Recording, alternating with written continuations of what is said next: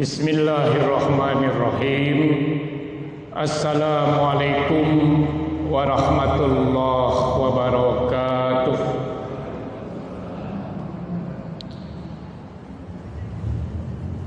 Alhamdulillahilladzi shadaqa wa'dah wa nasara 'abdah wa 'azza jundahu wa hazamal ahzaba wahdah. Asyhadu an la ilaha illallah wahdahu la syarikalah, lahul mulku wa lahul hamdu yuhyi wa yumitu wa huwa ala kulli syai'in qadir. Wa asyhadu anna Muhammadan abduhu wa rasuluh sahibud da'wah wal irsad wal fatwa wassalatu wassalamu ala rasulillah wa ala alihi wa man tabi'ahu wa mawalah. Amma ba'du, qala Allahu ta'ala fi kitabihil karim. A'udzu billahi minasyaitonir rajim. Bismillahirrahmanirrahim. Fa'aqim wajhaka lid-dini hanifa fitratallah allati fataran nas 'alaiha la tabdila li khalqillah dalikad dinul qayyim walakinna aktsarun nas la ya'lamun. Wa qala Rasulullah sallallahu alaihi wasallam, man ahabba ayyubsata lahu fi rizqihi wa yunsa'alahu fi asarihi falyasir rahimah. Sadaqallahul adzim wa sadaqa rasulihi karim. Yang sama-sama kita hormati para alim ulama, para asatidz, guru-guru kami, tokoh masyarakat, Bapak RT, Bapak RW, keluarga besar Muhammadiyah, keluarga besar Aisyah, beserta ortom dan amal usahanya. Wabil khusus Bapak-bapak, ibu-ibu, hadirin dan hadirat jamaah Masjid Al-Mujahidin rahimakumullah. Puji syukur kita panjatkan kehadirat Allah Subhanahu wa taala. Alhamdulillah, kita baru saja menunaikan salah satu kewajiban kita sebagai hamba-Nya, menunaikan sholat maghrib secara berjamaah. Dan dengan taufik dan inayahnya, saat ini kita hadir dalam majlis ilmu yang rutin dilaksanakan di Masjid Al-Mujahidin di setiap Senin malam Selasa. Mudah-mudahan majlis kita dan kita yang ada di dalamnya juga mendapat ridha dan berkah dari Allah Subhanahu wa taala. Bapak Ibu hadirin dan hadirat rahimakumullah. Ta'lim kita malam hari ini spesial ya. Di samping kegiatan rutin, juga dalam rangka halal bihalal keluarga besar Muhammadiyah dan juga keluarga besar Aisyah secara khusus, dan umumnya halal bihalal jamaah Masjid Al-Mujahidin. Mudah-mudahan berkumpulnya kita pada malam hari ini dalam rangka halal bihalal dicatat oleh Allah Subhanahu wa taala sebagai amal ibadah. Dan juga mudah-mudahan berkumpulnya kita saat ini mendapat keberkahan dan ridho dari Allah Subhanahu wa taala. Syukur-syukur bisa pergi ke Mekah,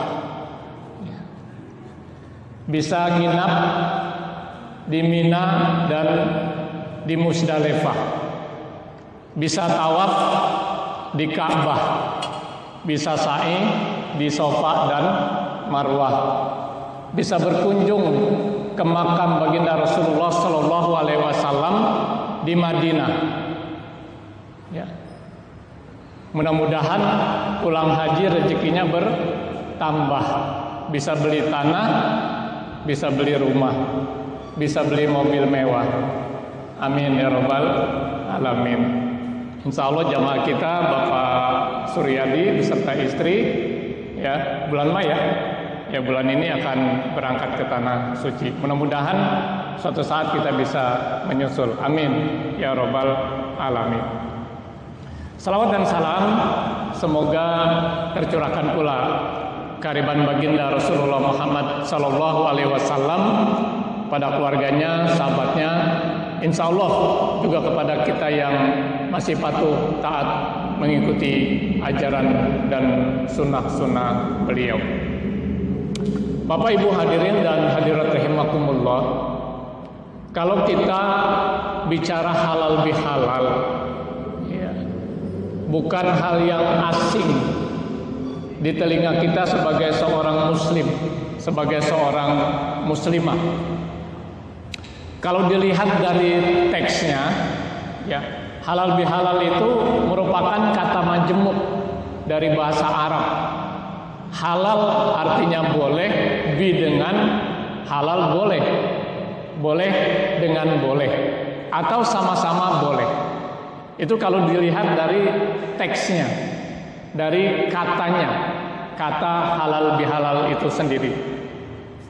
Tapi kata ini tidak dikenal dalam kamus bahasa Arab. Kalau Bapak Ibu membuka kamus bahasa Arab, mencari halal bihalal kagak bakal nemu. Kagak ada.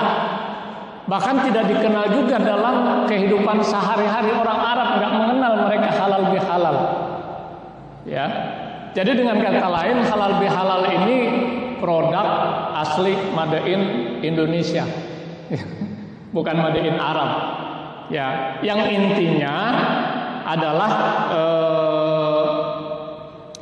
merupakan satu wasilah kita berkumpul dalam rangka untuk saling memaafkan antara satu dengan yang lain setelah kita selesai menunaikan ibadah selama 1 bulan penuh di bulan Ramadan. Ya, jadi hari ini keluarga besar Muhammadiyah, keluarga besar Aisyah beserta ortom dan amal usahanya, wabil khusus jamaah Masjid Al-Mujahidin, halal bihalal tidak lain tujuannya adalah untuk saling membuka diri, saling memaafkan antara satu dengan yang lain. Bapak Ibu hadirin dan hadirat rahimakumullah, dalam satu riwayat ya,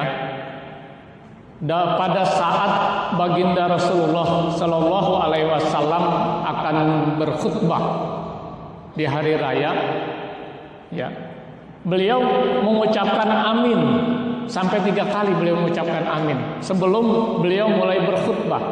Baru akan naik ke mimbar, beliau mengucapkan amin sampai 3 kali. Selesai berkhutbah, Rasulullah ditanya oleh para sahabat, ya Rasulullah, apa yang menyebabkan engkau mengucapkan amin sampai 3 kali sebelum engkau berkhutbah tadi? Apa kata Rasulullah kepada sahabat yang bertanya? Tadi itu malaikat Jibril datang kepadaku dan berdoa serta meminta aku untuk mengaminkan doa yang dipanjatkan oleh malaikat Jibril. Apa saja doa malaikat Jibril yang diaminkan oleh baginda Rasulullah? Yang pertama adalah,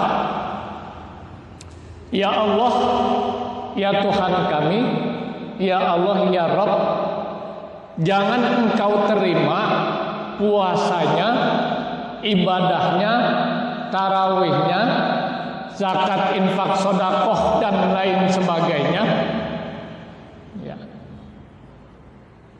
anak yang durhaka kepada orang tuanya. Amin, kata Rasulullah. Bapak Ibu sekalian, jadi selepas Ramadan berakhir, memasuki hari raya Idul Fitri, hal yang pertama yang harus dilakukan seorang anak adalah minta ridho orang tua. Ya, jangan sampai ibadah puasa kita dan ibadah-ibadah lainnya yang sudah kita kerjakan selama 1 bulan penuh hanya karena kita kita durhaka kepada orang tua, semuanya tidak diterima, ditolak. Mungkin ini yang digambarkan oleh Rasulullah, kam min shaimin laisa lahu min syami ilal jual atas. Betapa banyak orang yang puasa nggak dapat apa-apa kecuali lapar dan dahaga doang. Jadi yang pertama yang harus kita lakukan itu adalah minta doa restu orang tua. Ya, doa restu orang tua. Kalau kita melihat suatu tradisi yang luar biasa, tradisi bangsa Indonesia, di hari raya itu yang kita kenal dengan istilah mudik. Padahal kalau saya mengenal mudik itu mudikin ya. Tapi mudik sudah menjadi istilah yang umum, yaitu pulang kampung. Ya. Jadi hakikat mudik itu intinya ada dua, melaksanakan dua syariat dalam Islam. Ya. Yang pertama adalah dalam rangka untuk menjalin tali silaturahim. Rasulullah bersabda, man ahabba ayyusatu lahu fi rizqihi wa yunsa'alahu fi asarihi falyasir rahimah. Siapa yang ingin dipanjangkan umurnya, dimurahkan rezekinya, hendaklah dia menjalin tali silaturahim. Dan silaturahim yang paling utama adalah kepada kedua orang tua atau orang yang dituakan dalam keluarga kita. Ya. Yang paling utama kepada orang tua. Pantas kalau di hari raya itu dengan berbagai macam cara saudara-saudara kita seiman, seakidah di seluruh penjuru tanah air mudik. Tidak lain adalah untuk bersilaturahim kepada kedua orang tuanya, juga sekaligus untuk minta ridho orang tua atau orang yang dituakan dalam keluarga.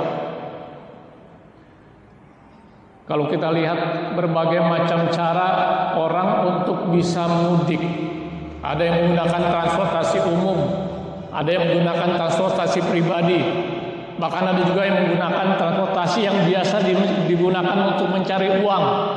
Tidak sedikit kita lihat mereka mudik dengan bajai. Bajai dibuat mudik, ya. Bahkan tidak sedikit yang menggunakan sepeda motor. Depan, tengah, anaknya, barang-barang gak muat disambung pakai papan buat naruh barang-barang. Mobil juga begitu, di atas penuh. Ya, bahkan di tahun ini viral itu ada bapak dan ibu, bisa dikatakan kakek dan nenek mudik, tapi apa? Jalan kaki dari Bekasi ke Jawa Tengah. Luar biasa. Kalau saya mudik jalan kaki wajar. Rumah orang tua saya dekat. Ini dari Bekasi ke Jawa Tengah mudik jalan kaki. Kenapa? Kagak punya ongkos, nggak punya uang, nggak punya biaya. Tapi dibela-belain. Karena memang ini disyariatkan. Man ahabba ayyusatalahu fi rizqihi wa yunsa'alahu fi asari falyasir rahimah. Jadi yang pertama kita lakukan silaturahim itu ya kepada orang tua. Lebih-lebih kepada ibu yang luar biasa. Ya, banyak hadis-hadis Rasulullah Shallallahu Alaihi Wasallam yang memberikan prioritas kita mengutamakan bakti kita kepada ibu. Ada sahabat bertanya, ya Allah, ya Rasulullah, kepada siapa aku utamakan berbakti kepada orang tuaku? Ibumu, kata Rasulullah. Bertanya lagi kepada ibumu, tanya lagi pada ibumu, baru kemudian yang keempat kepada bapakmu. Ya, karena memang ya kalau kita telusuri perjuangan seorang ibu dalam merawat, mendidik, membesarkan anaknya itu luar biasa. Sehingga banyak satu ungkapan yang sudah sangat familiar dalam diri kita. Ya. Seorang ibu mampu mengurus dan merawat 10 orang anaknya dengan baik. Tapi 10 orang anak belum tentu mampu mengurus dan merawat 1 orang ibu. Itu fakta dan realita kita di masyarakat. Ya, fakta dan realita kita di masyarakat. Bahkan juga kita bisa melihat ya, banyak kasus-kasus yang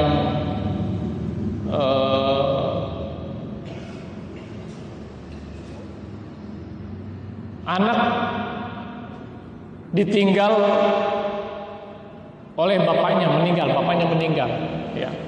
Anaknya masih kecil, banyak diurus sama ibu, itu keurus. Bahkan tidak sedikit yang menjadi orang-orang yang sukses dalam kehidupan di dunia dan di akhirat. Tapi sebaliknya, ketika ditinggal oleh ibu, banyak anak yang tidak keurus pada saat bersama dengan bapaknya. Pantas kalau ketika Rasulullah ditanya, kepada siapa aku utamakan baktiku? Kepada ibumu. Ya. Jadi Bapak Ibu sekalian, halal bihalal termasuk silaturahim yang utama dan menjadi prioritas utama adalah kepada orang tua. Mudik tidak lain dalam rangka menjalin silaturahim, dalam rangka meminta ridho orang tua. Saya pernah sempat bertanya kepada saudara-saudara kita yang merupakan perantauan, ya. Saya tanya kenapa tidak mudik, ya. Jawabannya karena orang tuanya sudah tidak ada. Yang dituakan sudah tidak ada. Orang tuanya sudah tidak ada, yang dituakan sudah tidak ada. Jadi mereka tidak mudik. Jadi memang itulah hakikat daripada mudik adalah untuk menjalin silaturahim, meminta ridho orang tua. Karena Rasulullah juga mengangkat kepada kita ridallah fi ridal walidain wa sutullah fi sutul walidain. Yang kedua, kata Rasulullah, malaikat Jibril berdoa, ya Allah, ya Rabb, jangan engkau terima puasanya, ibadahnya, tarawihnya, zakat, infak, sedekah dan lain sebagainya yang dikerjakan selama bulan Ramadan, seorang istri yang durhaka kepada orang tua, kepada suami. Amin, kata Rasulullah. Seorang istri yang durhaka kepada suami. Amin, kata Rasulullah. Ya. Jadi Bapak Ibu sekalian, di hari raya Idul Fitri, ya, yang pertama setelah melaksanakan sholat Idul Fitri, datangi suami, mohon maaf, mohon doanya. Ya. Sekarang ini kita prihatin Bapak Ibu sekalian, banyak istri itu yang mungkin bukan dikatakan durhaka lah, songong kepada suaminya. Songong itu apa ya bahasa Indonesianya? Ya, songong kepada suaminya. Mungkin ada dua faktor Bapak Ibu sekalian, kenapa seorang istri songong kepada suami. Ya, faktor pertama kemungkinan besar pengaruh lingkungan. Ya. Karena tidak ada seorang pun yang membantah orang yang baik karena bergaul dengan orang yang tidak baik akhirnya menjadi tidak baik. Dan sebaliknya, orang yang tidak baik karena sering bergaul dengan orang yang baik akhirnya menjadi baik. Jadi saya melihat salah satu faktor kenapa banyak istri yang dalam tanda kutip songong kepada suami karena faktor lingkungan.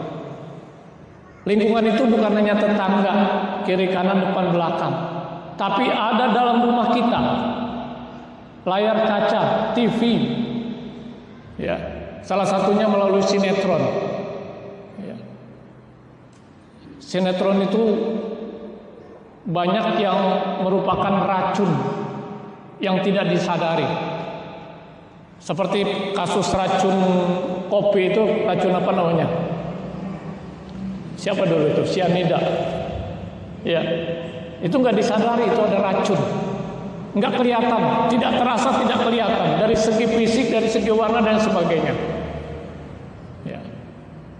Banyak sinetron-sinetron yang di situ menjelaskan istri yang tidak lagi menghormati suaminya dengan berbagai alasan.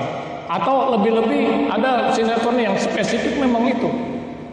Ya, suami-suami takut istri. Aslinya istri pada berani kepada suaminya. Ya. Itu faktor utama. Ya, lingkungan, termasuk tontonan. Ya. Yang kedua, mungkin karena merasa dari segi materi dia sudah cukup tanpa suami. Bahkan mungkin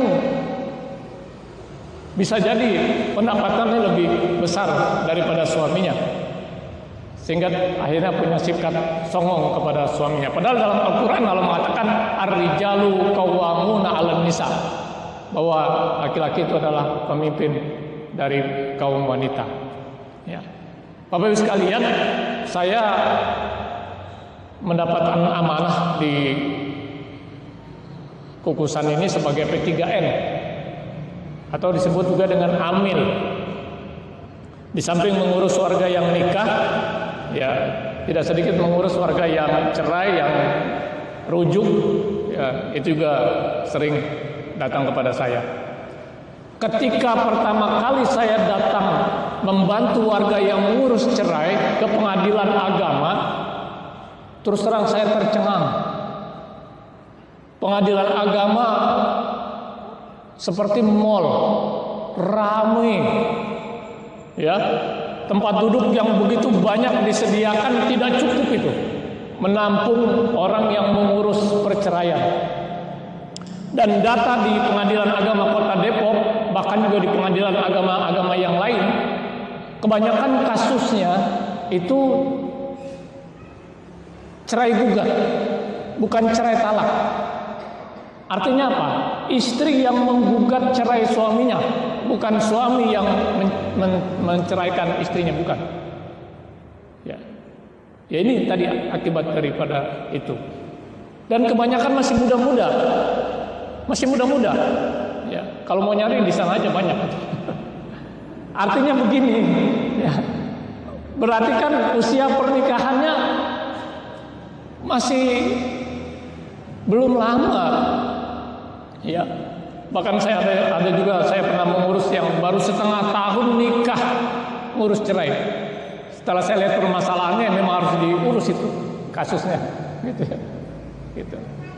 Nah ini Bapak sekalian, pantas kalau Rasulullah mengaminkan, ya. Kata Rasulullah, kata malaikat Jibril, ya Allah, ya Rob, jangan kau terima puasanya, ibadahnya, ya, yang istri yang durhaka kepada suaminya. Catatan sedikit barangkali buat para ibu, para istri, ya silakan menjadi wanita yang wanita karir, silakan aktif dalam berbagai kegiatan sosial kemasyarakatan, dan memang Muhammadiyah juga mendorong untuk itu. Tapi dua tugas utama sebagai seorang istri harus dilaksanakan baru melaksanakan itu. Apa tugas utamanya? Pertama, sebagai istri dari seorang suami, ya, itu jangan diabaikan. Karena kita mengejar karir, ya, tugas utama sebagai seorang istri dari suami diabaikan. Ya. Yang kedua, ya, sebagai ibu dari anak-anak jangan diabaikan. Jadi kalau tugas sebagai seorang istri sudah dilaksanakan dengan baik, tugas sebagai seorang ibu terhadap anak-anak sudah dilaksanakan, silakan aktif dalam berbagai kegiatan sosial, aktif menjadi wanita karir, silakan. Ya. Jadi kita prihatin dengan kasus yang terjadi di pengadilan agama, bahkan bukan hanya di Kota Depok, hampir di seluruh Indonesia itu seperti itu. Ya. Nah ini doa yang kedua. Yang ketiga kata Rasulullah, ya, Ya, doanya malaikat itu, ya Allah, ya Tuhan kami, ya Allah, ya Rabb, jangan kau terima puasanya, ibadahnya, tarawihnya, dan amalan-amalan lainnya, ya, orang yang memutuskan tali silaturahim, ya, yang memutuskan tali silaturahim. Jadi Bapak Ibu sekalian, kita pahami bahwa manusia itu adalah zoonpolitikan, makhluk sosial yang tidak bisa berdiri sendiri, selalu terikat dengan orang lain. Ya. Siapapun kita, apapun status sosial kita, kita selalu membutuhkan orang lain. Nah, dalam kita bermasyarakat, dalam kita bergaul, dalam kita berinteraksi, tidak menutup kemungkinan ada kehilapan, ada kealpaan, ada kelalaian, ada hal-hal yang mungkin tidak menyenangkan bagi orang lain, lebih-lebih dalam kita hidup bertetangga. Ya, sering kita tidak menyadari kita suka menyinggung atau menyakiti perasaan tetangga. Ya, makanya hari raya selepas kita Ramadan, di hari raya Idul Fitri, kita harus saling maafkan antara satu dengan yang lain. Ya, dimulai dari orang-orang yang terdekat dengan kita, antara suami dengan istri, istri dengan suami, antara orang tua dengan anak, anak dengan orang tua, kemudian dengan tetangga. Ya, tetangga kiri, kanan, depan, belakang, dan lain sebagainya. Satu tradisi di lingkungan saya di Poncol sudah cukup lama berjalan, sudah bertahun-tahun. Jadi di hari raya Idul Fitri, di hari pertama, ya, hari pertama selesai sholat Idul Fitri, semua warga itu berkumpul di Jalan Haji Mustofa. Ya. Fokusnya adalah di Musala Nurul Huda, sepanjang jalan itu. Kadang-kadang ke depan Pak Umar, ke timur, ke barat, ke Bang Bongkeng, sepanjang itu. Yang tua, yang muda, semuanya keluar. Ya. Untuk apa? Untuk kita saling memaafkan. Karena yang sering berinteraksi adalah dengan masyarakat sekitar. Ya. Walaupun ada juga yang dablek. Dablek gitu ya. Ya, sejak dilaksanakan sampai sekarang kagak pernah nongol, kagak pernah datang. Ada, jangan kaget kalau di masyarakat kita dapati seperti itu. Tapi secara umum masyarakat RT 5, RT 6 di Poncol itu di hari pertama, ya, mereka semua keluar, ya, bersilaturahim untuk saling memaafkan antara satu dengan yang lain. Sebab kalau kita selesai itu, ya, biasanya dengan tetangga aja bisa 2 hari nggak ketemu. Ya. Kenapa? Trayeknya berbeda. Ya, si Anu ke Mampang, yang satu ke Jakarta, yang satu ke Jawa. Jadi kagak ketemu. Tapi dengan itu kita bertemu dengan orang yang paling sering berinteraksi dengan kita. Dan itu sudah berjalan cukup lama dan kita pertahankan sampai sekarang. Jadi itu sepanjang itu, ya, sepanjang Jalan Haji Mustofa. Ini tidak lain adalah dalam rangka kita yang mungkin yang dimaksud acara kita hari ini, yaitu halalnya, ya, ternyata tetangga lagi sakit, kita tidak menyadari dan lain sebagainya. Ya, Bapak Ibu hadirin dan hadirat rahimakumullah, ya, inilah barangkali yang bisa saya sampaikan dalam rangka halal bihalal keluarga besar Muhammadiyah dan Aisyah beserta Ortom dan amal usaha yang ada di Kelurahan Kukusan. Ya, mudah-mudahan dengan halal bihalal ini kita semakin dekat. Ya, ada suatu ungkapan, siapa tak kenal maka tak sayang, siapa tak sayang maka tak cinta, siapa tak cinta maka tidak rela berkorban. Dengan kita lebih mengenal antara satu dengan yang lain, keluarga besar Muhammadiyah dan Aisyah, akan timbul rasa sayang. Kalau sudah timbul rasa sayang, akan timbul rasa cinta. Kalau sudah timbul rasa cinta, kita akan rela berkorban untuk orang-orang yang kita cintai. Kurang lebihnya mohon maaf. Wabillahi taufiq wal hidayah. Wassalamualaikum warahmatullahi wabarakatuh.